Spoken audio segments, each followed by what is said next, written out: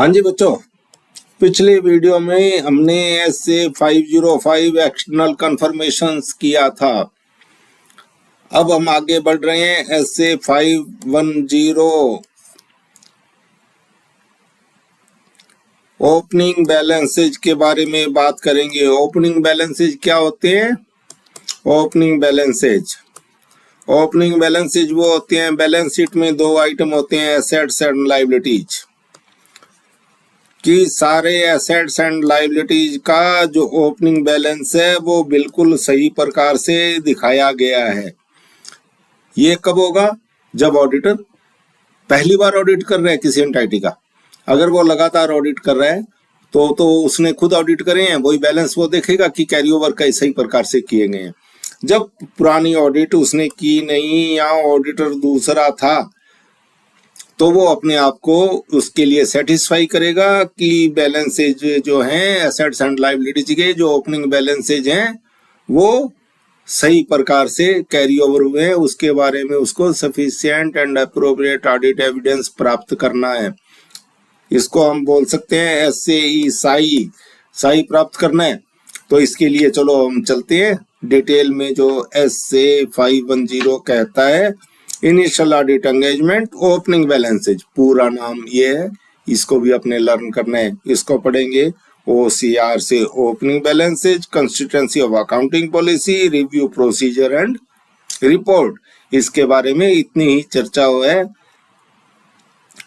तो जब ऑडिटर, हमने जैसा बात किया कि first audit of the financial statement, when it is the first audit of the financial statement, auditor must obtain sufficient and appropriate audit evidence about the opening balance to ensure no material misstatement exists in the opening balance and accounting policies applied are consistent with those of the current period।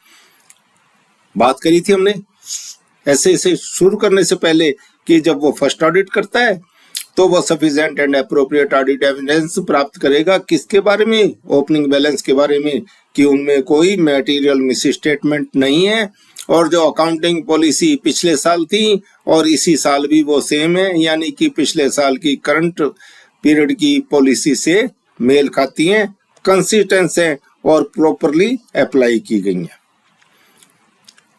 What is meant by the opening balance? हमने बात करी थी अभी कि दोनों होते हैं assets and liability. कि एसेट्स एंड लायबिलिटी जो beginning of the accounting period है वो करेक्ट हैं और पिछले साल के क्लोजिंग बैलेंस से मेल खाती हैं। कि जैसे कि पिछले साल में क्लोजिंग बैलेंस, क्लोजिंग स्टॉक का 5 लाख था, तो इसलिए ओपनिंग स्टॉक 5 लाख होगा। ये जो उसको ऑडिटर को इंश्योर करना है कि ये पिछले साल करेक्ट था और ओपनिंगली करेक्ट हुआ है इसी बार भी, यानी कि पिछले साल के ओपनिंग जो क्लोजिंग बैलेंस है इस साल के ओपनिंग बैलेंस से उनका मिलान किया जाएगा और उसके बारे में sufficient and appropriate audit evidence collect किए जाएंगे। ये अप्लाई कब होता है? ये जब ऑडिटर फर्स्ट टाइम अपॉइंट किया जाता है या उसका फर्स्ट ऑडिट एंगेजमेंट है, या कि पिछली बार इसका ऑडिट हुआ ही नहीं था, उस मामले में नई ऑडिट है, या पिछली बार दूसरा ऑडिटर था और दूसरे ने जो बैलेंसेज है उनको वेरीफाई किया था, तो इस नए ऑडिटर की ड्यूटी है कि वो ओपनिंग बैलेंसेज को कंफर्म करे।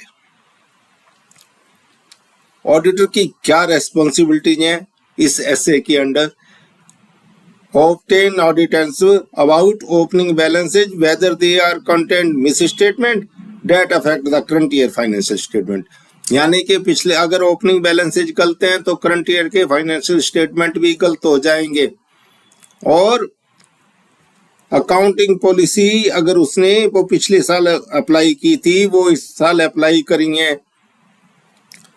Check whether the prior period closing were correctly brought forward, यानी कि 3 आइटम हुए कि ओपनिंग बैलेंसेज में कोई मिस स्टेटमेंट नहीं है, अकाउंटिंग पॉलिसी वही अप्लाई की गई है जो पिछले साल में थी और कंसिस्टेंट है, और प्रायर पीरियड के क्लोजिंग बैलेंस है वो इस साल सही प्रकार से फॉरवर्ड किए गए हैं, यानी कि पिछले साल के क्लोजिंग बैलेंस से इस साल के ओपनिंग बैलेंसेज का मिलान करना है। ऑडिटर इस काम को कैसे कर सकते हैं? How can the auditor obtain evidence about the opening balances? दो पोजीशन है, एक पिछली बार ऑडिटर हैं और दूसरे ऑडिटर ने करी है, तो पिछले ऑडिटर की हम ऑडिट रिपोर्ट को वेरीफाई कर लेंगे। Review the predecessor auditors report and working paper. Working paper अगर मिल जाए तो, कि हमने पहले पढ़ा था ऑडिट डॉक्यूमेंटेशन में कि the working paper of the property of the auditor, अगर वो हमें देगा तो देगा, नहीं देगा तो नहीं देगा, और इसके लिए हमें एडिशनल प्रोसीजर लगाने पड़ेंगे और examine the closing balance of the last year, और उसके लास्ट पीरियड के क्लोजिंग बैलेंस को देखेंगे और देखेंगे कि वो करेक्टली फॉरवर्ड कर लिए गए हैं। अगर वो ऑडिटेड नहीं है, यहाँ थोड़ी और ज्यादा प्रॉब्लम है कि पिछले ऑडिट नहीं थे, तो हमें उसको स्पेसिफिक प्रोसीजर अपनाने पड़ेंगे। कैसे? पिछले साल के ट्रांजैक्शन का भी थोड़ा वेरिफिकेशन करना पड़ेगा, यानी कि शॉर्ट ऑडिट। पिछले साल के डॉक्यूमेंट को एग्जामिन करना है, इनवॉइसेज को एग्जामिनेशन करना है, कंफर्मेशन वगैरह है वो करना है, और observation of the opening stock, इनको हमें करना है।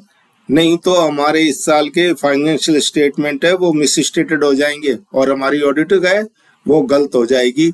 इसलिए ऑडिट को स्पेसिफिक प्रोसीजर्स अपनाने हैं ओपनिंग बैलेंस पे।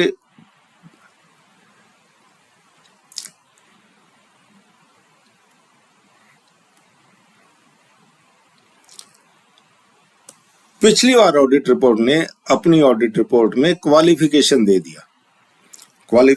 दिया कि वो क्वालिफिकेशन क्या था, इसको हम रीड करेंगे और उसके हिसाब से एवेल्यूएट करेंगे कि वो करंट पीरियड के फाइनेंशियल स्टेटमेंट को अफेक्ट करता है।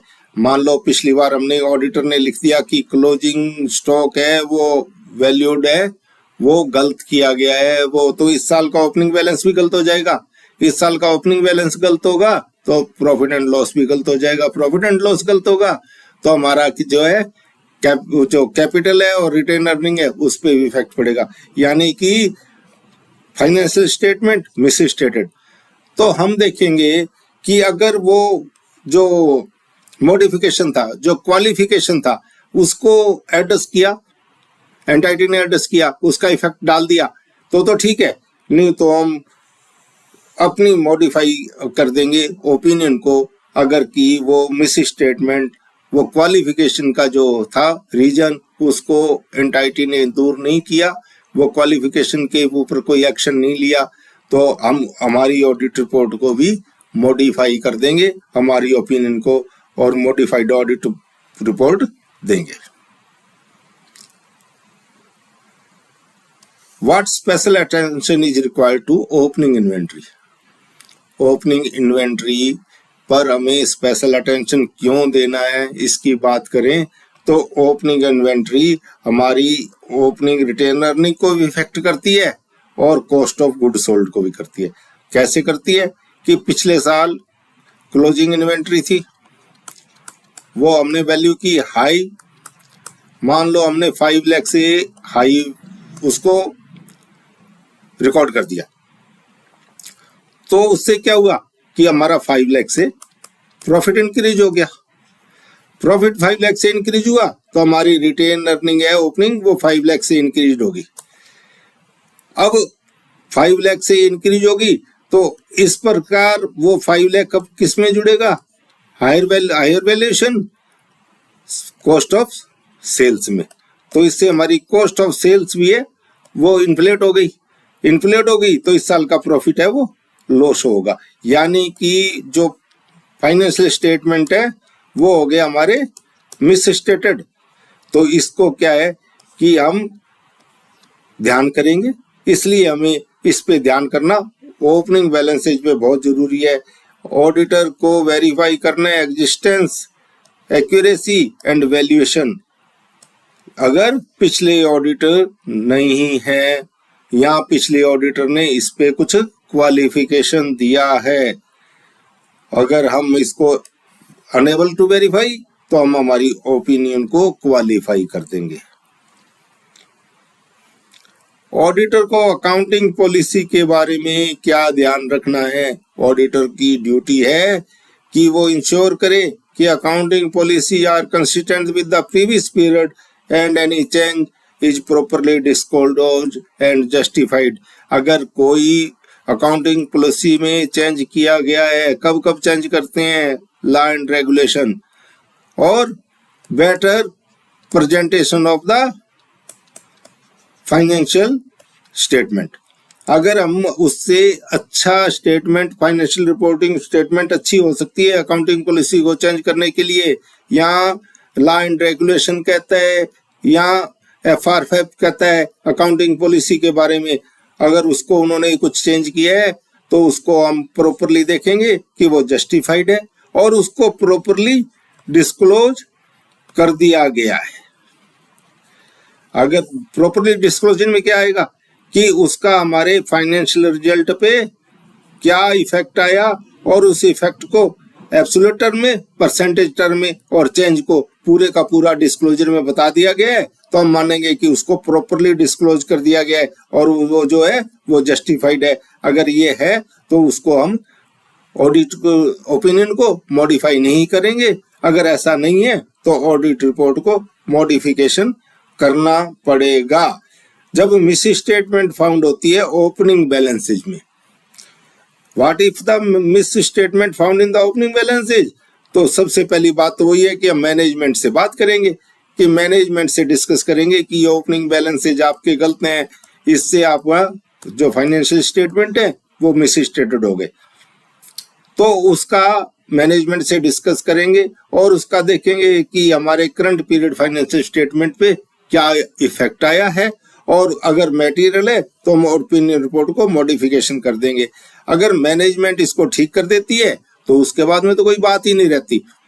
अगर हम sufficient audit evidence opening balance के बारे में नहीं पा पाते, what if the sufficient audit evidence about opening balance can not be obtain, तो एक ही फॉर्मूला है भैया, इसको हम स्कोप ऑफ लिमिटेशन मान लेंगे और ऑडिट रिपोर्ट को हम क्वालिफाई कर देंगे या डिस्क्लेमर कर देंगे। ये डिपेंड ऑन करता है किस पे, मटेरियलिटी पे। इसको हम बाद में 705 में डिस्कशन करेंगे।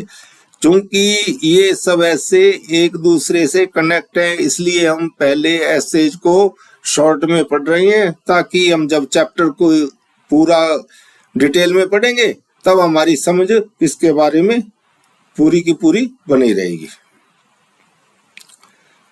अब हम देखते हैं कि ऐसे 510 का ऑडिट ओपिनियन पे क्या इफेक्ट आएगा।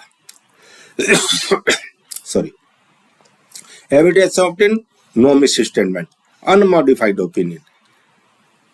एविडेंस ऑब्टेन और मिस स्टेटमेंट मिली है तो हम क्वालिफाई या एडवर्स ओपिनियन देंगे। सफिशिएंट एविडेंस नहीं मिले तो ओपिनियन को क्वालिफाई देंगे या डिस्क्लेमर देंगे। और पॉलिसी इनकंसिस्टेंट है, नोट डिस्क्लोज है, डिस्क्लोज होने पर कोई क्वालिफिकेशन नहीं देना। अगर डिस्क्लोज नहीं की गई है तो हम उसको क्वालिफिकेशन देंगे या एडवर्स ओपिनियन देंगे। इसके बारे में डिटेल हम जब 705 में पढ़ लेंगे तब हमें पूरे का पूरा क्लियर हो जाएगा। आज के वीडियो में बस इतना ही। अगले वीडियो में हम SA 520 की बात करेंगे।